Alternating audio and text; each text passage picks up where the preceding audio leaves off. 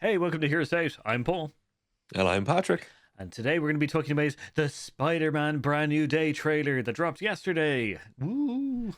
It is a fantastic, fantastic brand new day that we actually have some positive Spider-Man, positive Marvel stuff coming along. I'm kind of excited for this one. I haven't been able to hide that so far, Paul. So when this trailer hit, I watched it pretty much straight away. Yeah, no, like it was shout out by Tom Holland, which is where I got to see it first, and then I rewatched it again on YouTube on a bigger screen, which I really enjoyed. Yeah, Brand New Day. We've been waiting for this for quite a while. ever since Yeah, ever since our spider friend had to wipe everybody's memory of himself, which is a great start off point. This is a blank slate. So yeah.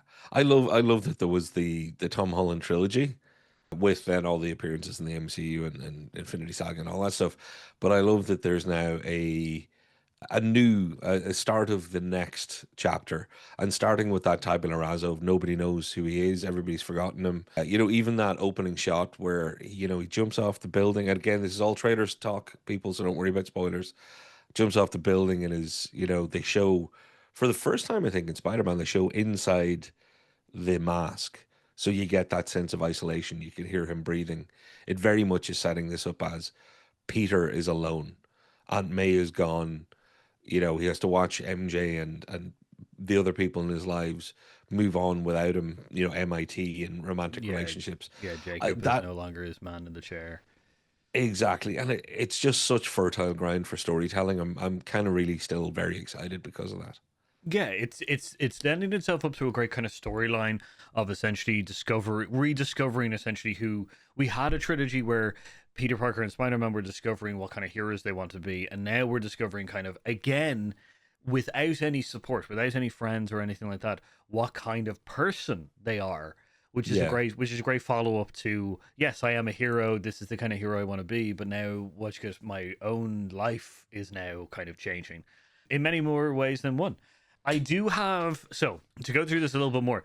There Yeah. is so many characters, so many things that are happening in this movie, which seems Yeah. like it might be replaying the curse of the others, which was to put in too many things.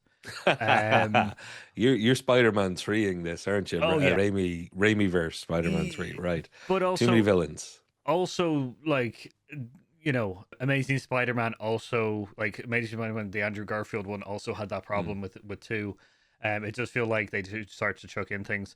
There does seem to be because though I'm more optimistic about this version than I am the others because in the others it does seem like a collaboration where like loads of people came together. The backstory to the possible reason why loads of people are turning up is twofold, which is interesting. So this one is a universe one, which is Wilson Fisk in Daredevil has gone legit, which means he's Mm. broken away from the crime family kind of thing, which means that there's a power vacuum, which is really cool. So it means that we could have multiple villains trying to fill the power vacuum that's been left by Wilson Fisk. The second one is possibly the main villain. That's the Right, other yeah. thing that also could be playing into the fact that we're now seeing multiple people turn up and fighting, which is an interesting one. And can I give you my hope? At least here's my what I've written in my head. My head canon for what they've done. Just looking at the trailer, when you start seeing, so who do you see? Bad guy. You see Scorpion, Boomerang, etc., etc., and then the hand, the Red Ninjas. I'm hoping that some of this, unlike the Garfield thing where Paul Giamatti showed up in the final scene in a terrible rhino suit to get almost, we don't know, did that manhole cover connect, but we assume so. Terrible moment in film history. I'm kind of hoping that this is we're showing you Spider-Man on his own. It's obvious from the trailer that Spider-Man becomes famous, gets the key to the city, on TV, is seen as your friendly neighborhood Spider-Man, is fighting crime, but is possibly fighting these, mid-level villains rather than super-villain team-ups. So I'm Mm. hoping that some of this will be Act One, early montage, that Spider-Man is fighting these. Well, I don't want to call anybody a lesser villain because somebody beyond Going Scorpion's my favorite villain. But fighting these, bad guys, and it's actually all for the purpose of grounding Spider-Man, Peter Parker, as he is in this world before we get on with the rest of his story. that's the best way to stuff your movie with villains, I think. Take a, Would take a few of them in and use them to build your story, but don't build your story around them always being a big super bad team. Well, that's the building the universe kind of one where there's a power Mm, vacuum kind of thing. We could see that a lot of mid-level classical kind of villains of Spider-Man's roster essentially come out of the woodwork and kind of like try to take the mantle of mm. Kingpin, which would play into your one as well. You could do a lot of kind of like you know, with Wilson Fisk out of the picture, a lot of like guys have come out of the woodwork to claim the throne, and just have him Yeah, fighting mid-level guys is kind of like this is what his day-to-day life is like now as Spider-Man. I do yeah, agree there. I do think so. Like, yeah, it's if they play it off that way, either like day-to-day life as Spider-Man or the power vacuum thing. That very much yeah, has a good background in the sense of like, as you say, grounding the character and showing what it's like to be Spider-Man. The villain, though, that's an interesting one. To be able to jump bodies, and yes, which once again is another good mechanism to bring in more villains in the sense that he is now stealing their bodies and controlling them and jumping them in and fighting and like kind of thing, which is exactly. another interesting fact because that was the only thing with Spider-Man, Amazing Spider-Man 2 and Spider-Man 3 was that they seemed to just coalesce together at one point and then realize that they're all fighting Spider-Man and then kind of team up. Having them Yeah, being controlled by somebody or a universe reason, that's a good way to kind of do it other than they just showed up one day and now they're deciding to work together. It's just like, yeah, okay. yeah. But Yeah, that's a really good point. that's the other that's just the villain side. So we also have the Tombstone, which is another power, which is just another Kingpin type person. Hmm. We did see them in the Spider-Man Spider-Verse movie, the first one, Yeah. which is as part of that whole team up group with Fisk. And so it'll be interesting to see with them. I don't think we saw much of them in the trailer, or we may have seen hints at them, Yeah. but nothing conclusive. We do know that they're there. So that's just the bad guys. The good guys. Now this is the other side of things because we have a few people in the movie and a few people we know are going to be there. So So so give me who we know we have Mark that you've got. Mark Ruffalo's, which is Bruce Banner. He is going to be Yeah. helping, which is Peter Parker. We also might have either Goliath or we might have, which is a new version of Doctor. He's the lizard. We might have a new Oh version of yes. Yeah, those. yeah. So Yeah, those yeah. one of those two, and the reason I'm saying that is because we have a voiceover of someone who specializes in the evolution of spiders. So Yeah. that character could be either the guy who I can't remember his name. He becomes the lizard, or it might Yeah. be Goliath, which we've seen before. We have Bruce Banner, which is great to see, and then Yeah. we have Frank Castle as well. Punisher. Yeah, So we got some Hulk and Punisher stuff there, people. Like for anybody who's more fair weather with this whole thing, if you've watched any of the MCU, you're familiar with Mark Ruffalo and the Hulk. You're getting, this is your MCU in your Sony still. So there's still good, positive crossover stuff there.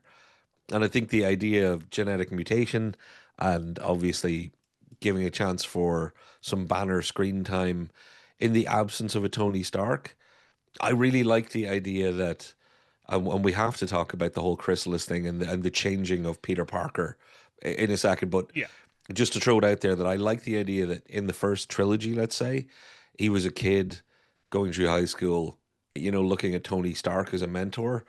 The idea of change and rebirth, which is very heavy in this film, in this trailer, or at least it's very heavily suggested. I like the idea that he's now talking to Banner as an older Peter Parker, maybe talking to him, not looking just for a mentor, but looking for help as adults would. And it's subtle, but I like that kind of progression there. I think that's kind of cool. And the idea then of having Frank Castle be, whatever the Punisher is up to, I love the idea of a more mature Peter Parker dealing with the morality and all the questions that the Punisher brings up as to, how the Punisher conducts their business. I'm glad that the Punisher didn't meet Homecoming's Peter Parker. yeah. This is the right time. Yeah, I do think so. so on the Mark Ruffalo and Bruce Banner thing, I think it is good to once again show the balance of kind of characters in a sense, because we got a lot of villains. It'd be good to see some names that we know about what they're going doing during this whole affair. It's nice to see Bruce Yeah. Banner is as a lecturer and stuff. And I do agree having essentially someone there to stabilize, because we had Doctor Strange. It'd be really weird for him to go to Doctor Strange about sciencey things, Yes. unless he needs surgery, which then Doctor Strange would also be amazing at that. But anyway, the Frank Castle thing is going to be interesting because that is a famous team up. It is one of the biggest Mm. team ups. Spider-Man and Deadpool, and Spider-Man and which goes Frank Castle, the Punisher, are two major kind of team ups that we see a lot of, and it is very much because of their opposite like moral codes, which is really really good. I think this is going to be a really kind of, this is what kind of hero you could be, kind of stand to what he believes, what Peter Parker believes he is now, Yeah. which is really really cool. I think it's a mirror image of kind of like, you can become more violent, like there are people who do that and are fine, and or you could stay your same. You could be the neighborhood, you know, the neighborhood Look, Spider-Man. John Bernthal is just he's cool on legs, bless him. As troubling as the Punisher character is, John Bernthal, brings a charisma to it that's just hard to look away from. And I think Tom Holland's done that in a lot of ways for Spider-Man. I like Tom Holland as Spider-Man. People can have their own feelings. I think he's brilliant in the role. But having that, like I like the Banner idea of a Banner relationship there of meeting in minds. And then Hmm. it's also with the understanding of Banner dealing with the idea that Hulk is in there and that Peter's dealing with the idea of molecular change or a mutation or whatever it might be, gene mutation. Like you just pointed out, the reason the Punisher and Spider-Man are such a famous kind of double act is because of that polar opposite, great power, great responsibility versus justice, vengeance on any terms. Yeah. So like they had me with the how they set up the interesting side of the villains. They had me with how they set up his loss and yearning, watching his old life go on without him in the MJ, kind of end of things. They have me with his other stuff. But also, I'll be honest with you, they have me and also have my first concern in the Chrysalis him changing. So what do you think of the idea of, spiders have three phases and, he's now entering his change to another phase? Well, I think this is a great metaphor for the character. I think this is an amazing kind of like it is essentially the next stage in the character's evolution as well as the abilities. I'm guessing. Yeah. So like I really like that they're going to coexist these two kind of things as a good metaphor of character change and everything like that. So I'm really up for this. I think it's going to be really fun to watch. I do think that it's going to I think it's one of these things of like, what does this mean for me? You know, Yeah. there's a little bit of fear of unknown because like they're going to, I know that they're probably going to push the spider DNA could be like, becoming more dominant than the human DNA, which is going to really worry Peter in the sense of, is he going to become more dangerous? Is he, that kind of like, I think he'll need to approach the worry of essentially, will he lose control? Yeah. Will he stay himself?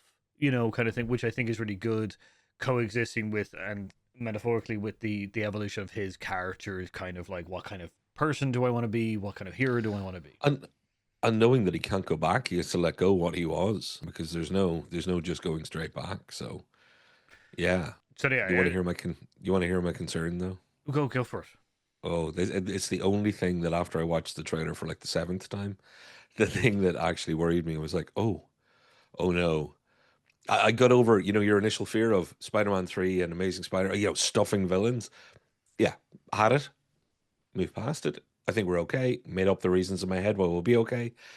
The one that niggle that stuck with me that didn't go away, organic web shooters, it's all fun, nice nod back also to the Maguire Spider-Man conversation in the last movie. It's the new powers. They have to be really careful not to overpower the hell out of him in this new guise because anything they do can't just be undone. Yep. So if anything really suits a set piece or something, and the temptation sometimes is to concentrate on the movie you're making or the story you're telling and be like, well, it'd be really cool if X, Y, and Z. It's like, don't forget your X, Y, and Zs are now going to be part of who the new Spider-Man is, Hmm. the new Tom Holland Spider-Man is. And I do worry that it gives an opportunity for them to overlook something a little bit in their fun, joy, and eagerness and just overpower him in some weird way. But that's my only real concern. So I don't think they're going to do too many changes to the actual power set. What I I think hope is, not. I think what they're going to do is they're going to turn them up, and I think they're going to start playing particular with one that they have been suggesting for a very long time. Spider Um, sense. yeah, I think that one is going to be. I think because the spider sense is essentially a sixth sense of danger, it is essentially all of your other senses dialed up to 11, and then essentially become essentially Yeah. subconscious, you know. So I think that what a big evolution for him is going to be, the fact is that his senses are going to start skyrocketing really fast and then eventually become the spider sense kind of thing. I Yeah. think that's what they're playing with a little bit more. I do think that the tease of him falling from the cocoon and then catching onto something, I think that's a big tease. I don't think that's an actual. I don't think he's going to. I don't think they're going to create the bio, Yeah. which are the natural web slingers. I don't think they're going to go down the Toby Maguire length, because let's face it, Spider Man is well known to have those devices and stuff. So I think that's a Yeah. big kind of like, ooh, You maybe. know, and either way, and that isn't really the power I'm worried about. In fact, you nailed the one I'm worried about because I think they really are hinting towards Spider Sense. And again, yay, excellent for all the reasons you just said. You know me, I'm the worry wart on the channel, Mr. Negative over here. It's if you turn that up slightly too far, just for a scene or two, because it suits you, you can't just then go and turn it back down again. So they have to be careful not to run him up to the point of clairvoyance almost, because it'll be very hard to have him in team up movies in the future where it's like, well, how the hell did they get snuck up on there at all? Like, surely Peter now with his brilliant, instantaneous, perfect understanding of his spider sense. So like, I think it'll be fine, Paul. But you know me, I always have to throw in my one worry. It I wouldn't be me if there wasn't a concern. I will say that they could play off the concern of turning it up to 12 and then turning it back down, in the sense that it is the kind of fluctuation of the evolution of the kind of thing. They could do that kind of thing. You're onto it, yeah, As long as they create a stable state, I do agree. But yeah. Spider Sense has already been within the Spider-Man universe. Spider Sense is already a fucking bad, like, kind of Which is why thing. you don't they need to go and replicate it. But you're right, they have an opportunity if they do go too far, do it in a place where they can have it as this is his massive hormonal moment. Yeah, yeah, And once it levels out. Also, the idea of change, and we haven't mentioned the obvious thing that everybody's shouting, going, do these guys not realize that, all of Stan Lee or anybody else's work is allegorical, and there's a reason the Spider-Man was a teenager, yada yada yada. The idea of dealing with change and growing up and everything from puberty to leaving home to abandonment to yeah. all of the issues that these characters are a proxy for. And yes, right now it is the next phase. So it's the leaving childhood, entering adulthood phase. So we're not dumb. Anybody out there that's going to be typing that, we get it. Yeah. But it's so obvious. I kind of hope that everybody gets that one. Well, that was my whole point of the whole metaphor of like the character's evolution as well as the power evolution kind of thing. Yeah. Yeah, I hope that came through in that kind of sense. But there is a character that we know is also going to be in this movie that we haven't talked about. Sadie Sink is playing someone. Yeah.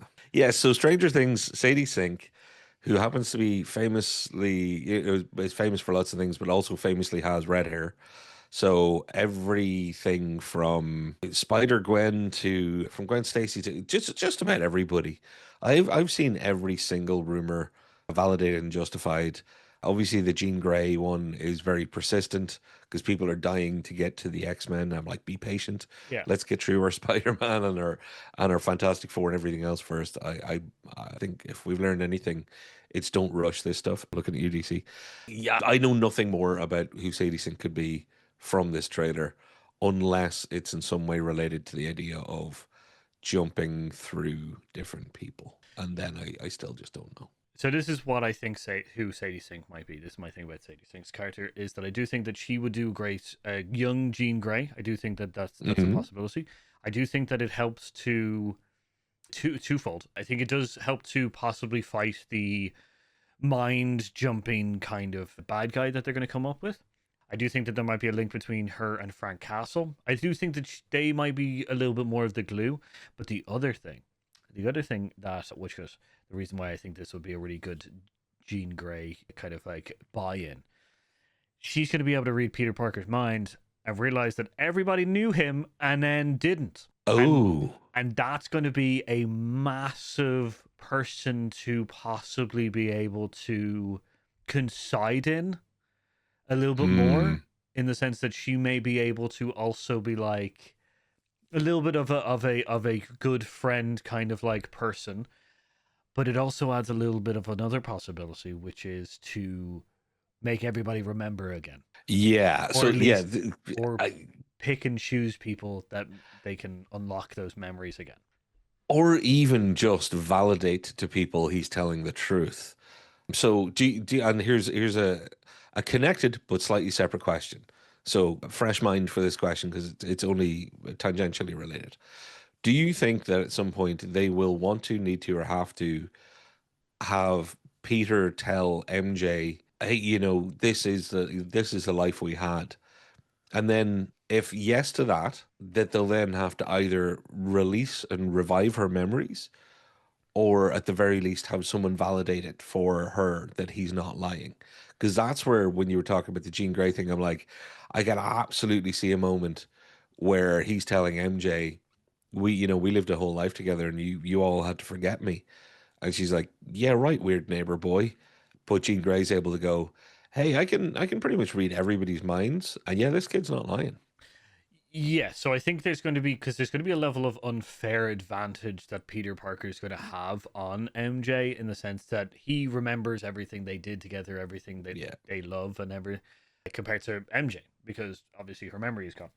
Yeah. So I think He Peter he Parker, remembers her favorite flowers. She doesn't yes, remember and his I favorite think that drink. the fairness for Peter Parker would be to try to like be like, well, the reason I know all these things is because we used to have a life together, and which Jean Grey will be able to like pop in like Deus Ex Machina and either, as you say, validate, or there's a possibility of mind touching and then essentially having a huge big quick montage of everything they've done in the kind of like, here's everything that you've seen before, kind of thing. Yeah. Because I think that the other thing, which I don't know if I prefer, I'm really kind of guessing, is the fact is that the manifest destination or manifest destiny kind of thing, which is they are destined to be together no matter what. Mm. And it doesn't matter that they don't remember each other. They MJ will fall in love again with Peter Parker.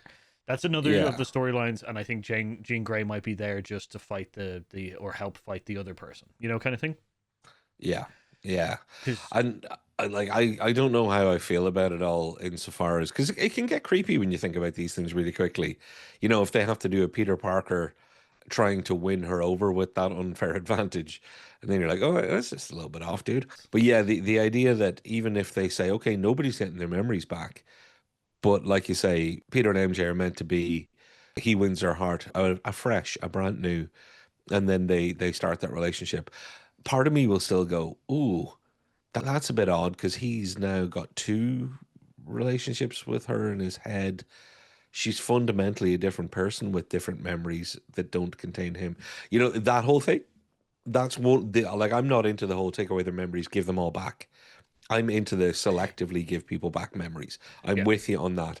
I hope they go down that route, and I hope they use it sparingly, and come up with a good way to do it, to avoid that sort of dissonance that I have with, is it groovy that they're back together? Because yeah, that they're just a slight bit weird when you really think about it for long enough. But yeah, so Jean Grey could be good. my Also, Sadie Sink could be Jean Grey, or maybe just nobody. my third option for the Sadie Sink Jean Grey kind of thing is that they are the villain, Yes. or they are the mind jumping person. And I think, Because we saw someone being held in a box and tied yeah, down. That could be Sadie Sink. That could be Jean Grey. That they can't leave, so they just mind jack people. Yeah. So that's the other option. That's the third option. Two I, options I are I don't think it's friends. that far fetched, that last option, like as No. in for what they might do. It's the one that I really hope they don't, for clarity going into the whole X-Men thing, that they don't start with, they don't anti-hero backwards to something else. Like they've got a lot of complex things coming up with Doomsday in the next few years. Yeah. And then to move into the Mutant Saga. This one is one where I'm like, oh, guys, be careful how much you put out there in people's heads about, because again, it's not you or me that I'm worried about. And it's not even the people watching this video that I'm worried about. I am always worried about the normies, as I call them, people who live normal, full lives without being obsessed with this stuff like I am.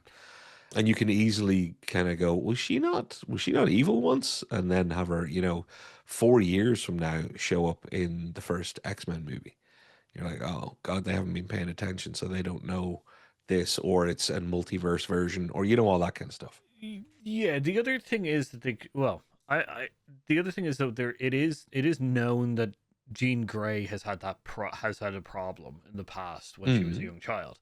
So the idea could be that you can set up, future storylines by essentially having Jean Grey as the villain now.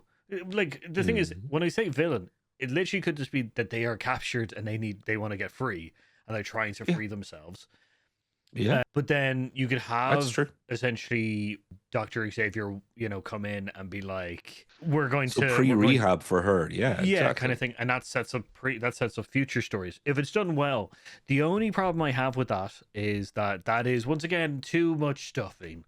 Yeah, Kind of thing. yeah. So like it's a difficult one. There's a lot to go on. The one thing that this trailer has done is that it's given us a lot to kind of think about and a lot to Mm. chew on, a lot to worry about, but also a lot to be optimistic about, which is really really cool. Because the one thing I do say is Yeah, that the Spider-Man series within the Marvel universe have been fairly solid. So yeah. all I hope is that they continue with that, like it being solid, and I trust people. So that's my last bit. I'm with you. Yeah, you know what? I'm going to join you on that as a positive note because, like, I'm excited about all the, let's say, hints and semi Easter eggs that we could have of, oh, mutation, he's going through mutation. Oh, mutants in the future. Oh, maybe Banner has a throwaway line of like, oh, what's been happening to you. In fact, I was studying something here, blah blah blah, and start, hinting at a little bit of a Miss Marvel connection with, mutation and maybe another little play of the X-Men 97 theme tune or whatever. But look, I'm with you. I trust the people making Spider-Man. If I could ask for one thing, Paul, it would be to do one more small overstuffing while they're overstuffing. They have a chance to get Michael Keaton back as Vulture. Just like if you're gonna be stuffing so many cameos in, he might be a worthwhile one because it'd be really interesting to see a scene where he realizes that Peter Parker is Spider-Man, similar to in the very first movie in the car. If they could find a way to do that, I will stand up in the cinema and clap, no matter how overstuffed the movie is. Yeah, I Now, get you. it doesn't need it. Don't do it. But if you do make mistakes, folks, include that as one of your, too much, because at least then I'll have my little happy cookies to nibble on. Exactly. Yeah, it would be interesting to see them again. So yeah, we've gone a little bit long on this trailer review. So which thanks very much for if you stuck around for this long. Don't forget to like, subscribe, ring that notification bell. Do let us know what you think of the trailer down below. We will probably cut a little bit of this up and put it up as shorts because it's always fun to like get a little bit of snippets of our ideas out there. But yeah, thanks for watching. Which is Patrick, do you have anything else you want to add? No, just thank you for joining us. And don't forget when you're liking and subscribing that we do videos every week. So you can find a new video from us every single week talking about all the weirdest things in movies, entertainment, TV, etc. So thanks very much. I've been Paul. I've been Patrick. We've been here, so we'll catch you next. Thwip, thwip, every Whip, whip, whip, thwip. whip, whip. All right.